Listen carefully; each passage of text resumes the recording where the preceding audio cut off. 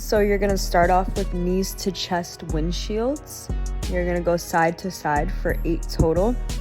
The key is you wanna keep that opposite scapula / shoulder blade down, not let it lift as you're going side to side.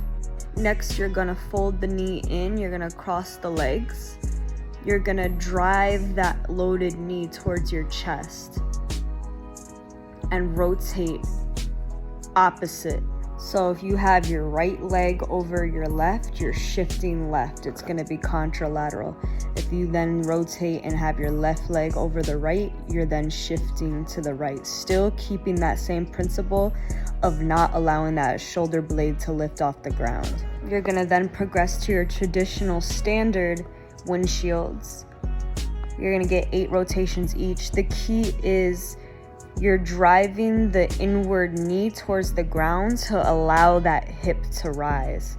So you're getting some adduction in that knee in order to cause the opposite hip to then rise up. You want to try to get that kneecap to touch the ground in order to lift the hip. Last progression here is the hamstring windshields. And this is a little bit more dynamic, not as slow and eccentric. But the key is you want the movement not to be from the legs, but generated from the hips. We're now going to progress through a series of 90 to 90 shin box rotational series. Again, emphasis on movement through the hips and getting some adduction force from the knee into the ground.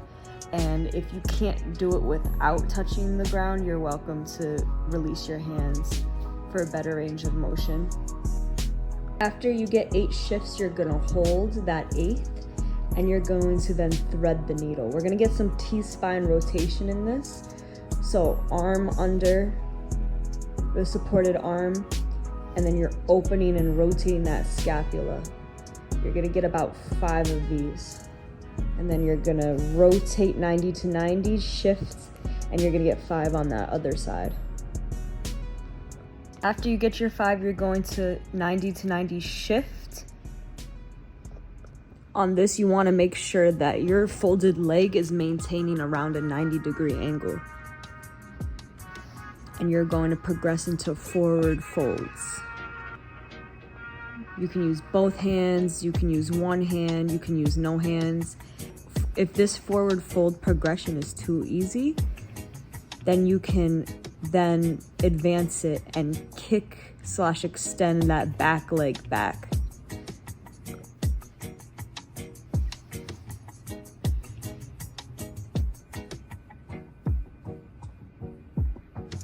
After you get your 5, right back at it, shin box rotation 90 to 90 to the opposite side, same thing, 5 each. 90 to 90 rotate. Now we're gonna work a little rotational axis in the hip using knee abductors and adductors. Abduction in that lower leg, but you're also using that hip rotation to be the force that lifts the leg. Now we're reversing it. We're gonna get hip adduction, meaning hip opening. We're gonna open the gate with that knee and that hip outward rotation. We're gonna get 5 here. And then after we get 5 and 5, we're gonna pair the abductor and the adduction together. So you're gonna alternate. Open the knee, close the knee, rotate the hip outward, rotate the hip back inward. Same thing, 90 to 90, rotate, same progressions each side. 5 adductors, 5 abductors, and then 5 add and abductors. We're gonna work our way to our knees and we're gonna get some camel hinge actions. So you're gonna hinge hips forward and then you're gonna thrust, bring them back up. We're gonna get into a slight camel pose and we're gonna just dynamically progress through this.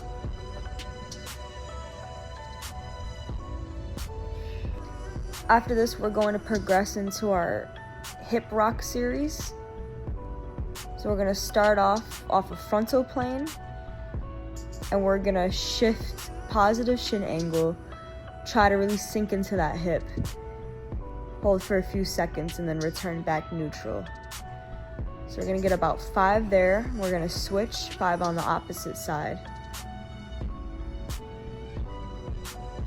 After we get the frontal, we're going to open and go lateral. So we want now to move that foot to a 45-degree angle. So once we move, we're going to open the gate. So as we sink into that loaded hip, we're also going to get some T-spine rotation. And as you sink, you're rotating that scapula, you're rotating that spine, and now once you bring it back, you're closing the gate. 5 on each side, then you're going to switch opposite.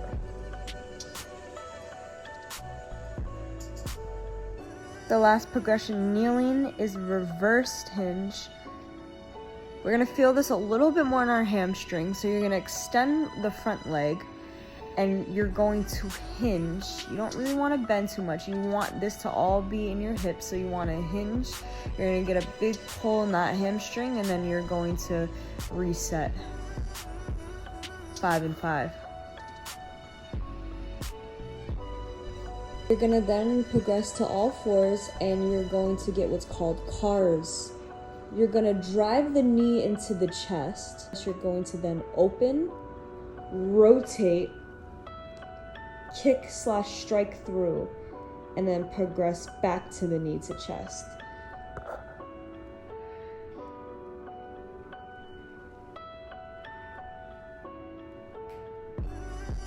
You can also do the cars progression standing. Same principles. You will be leaning against the wall. Knee to chest, open, rotate, kick through. You're gonna get some hip sinking and groin rock action here. So you're going to spread the legs a little bit wider than shoulder width apart, and you're going to laterally extend one leg. And you're going to sink back. You should feel that working in the loaded hamstring, the opposite hip, as well as both groins. After you switch sides and extend the opposite leg, you're going to, it's almost like a child's pose, except it's much wider. You're gonna get much more of hip opening, much more loose in the groin, the hips. You're gonna rock forward and back, and if you want to then be stable and get some thread the needle action as well, just to engage that T-spine rotation, you're welcome to in this progression. Now work our way up to standing. This is called mobility flow. So you're going to be somewhat dynamic. So you're gonna get a forward reach. You're gonna feel that in the IT band. And then you're going to reverse hinge, reverse RDL, and feel that all in that back hamstring. So you're gonna progress through this flow, step and reach, reverse step hinge. You're gonna get about 5 each side, and then you're going to go lateral. So you're gonna go step lateral, reach, and then cross step with the opposite side reach. We're gonna continue working these 3D planes of motions, forward, lateral, and transverse. So you're gonna get a knee hug, knee to chest, and then you're gonna absorb load, a little lunge and twist, lunge and reach action. You can get about 3 each side here. And after you get your knee to chest, lunge and reach, lunge and twist, you're going to go glute pulls to a lateral lunge with a twist. Glute pull, sink, load, lateral lunge, twist, lateral lunge, reach. And then after you get 3 on each side there, you're gonna go quad pull to a transverse absorption load. So you're gonna get a pull in that quad, reach, transverse off of that diagonal.